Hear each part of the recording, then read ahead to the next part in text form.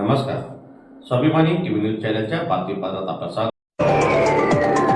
वडील शिवारात रानडुक्करांचा धुमाकूळ, पाण्याअभावी जगवलेली पिके आली धोक्यात, शेतकरी झाले हवालदिल. धुळे तालुक्यातील वडील शिवार परिसरात रानडुक्करांच्या वाढत्या उपद्रव्यामुळे शेतकरी चिंतेत सापडलेला आहे. आधीच पाणी टंचाईचा सामना करत शेतकऱ्यांनी मोठ्या कष्टाने पीक जगवली असताना आता रानडुक्करांकडून पिकांचे नासधूस होत असल्याने दुहेरी संकट निर्माण झालेले आहे. रानडुक्करांचे कडप रात्रीच्या वेळी शेतात घुसून मका, भाजीपाला तसेच इतर पिकाचे मोठ्या प्रमाणात नुकसान करीत आहेत. त्यामुळे शेतकऱ्यांचे आर्थिक नुकसान होत असून त्यांच्या मेहनतीवर पाणी फिरत आहे. पाण्याअभावी आधीच उत्पादन घटण्याची भीती असताना वन्य प्राण्यांच्या उपद्रव्यामुळे शेतकरी हवालदिल झालेला आहे. या समस्येकडे प्रशासन आणि वन विभागाने तातडीने लक्ष देऊन रानडुक्करांच्या बंदोबस्तासाठी प्रभावी उपाययोजना कराव्यात, तसेच नुकसानग्रस्त शेतकऱ्यांना योग्य भरपाई द्यावी अशी मागणी शेतकऱ्यांकडून करण्यात येत आहे. धुळे तालुक्यातील वडेल या ठिकाणी गेल्या महिन्यात कापूस या पिकाची लागवड केली होती.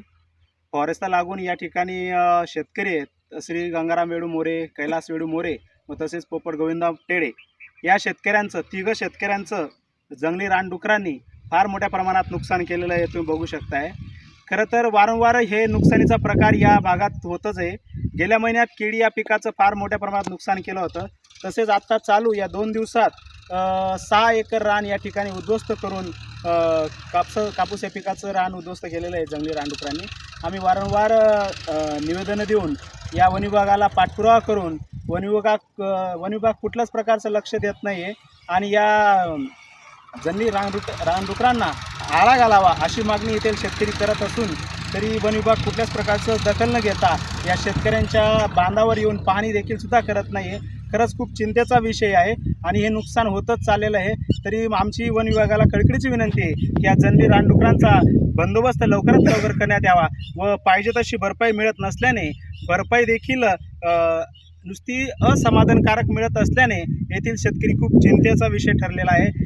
कारण की कुठलं पीक घ्यावं, कुठलं पीक न घ्यावं हे फार मोठं आता संकट या शेतकऱ्यांना उभं आहे.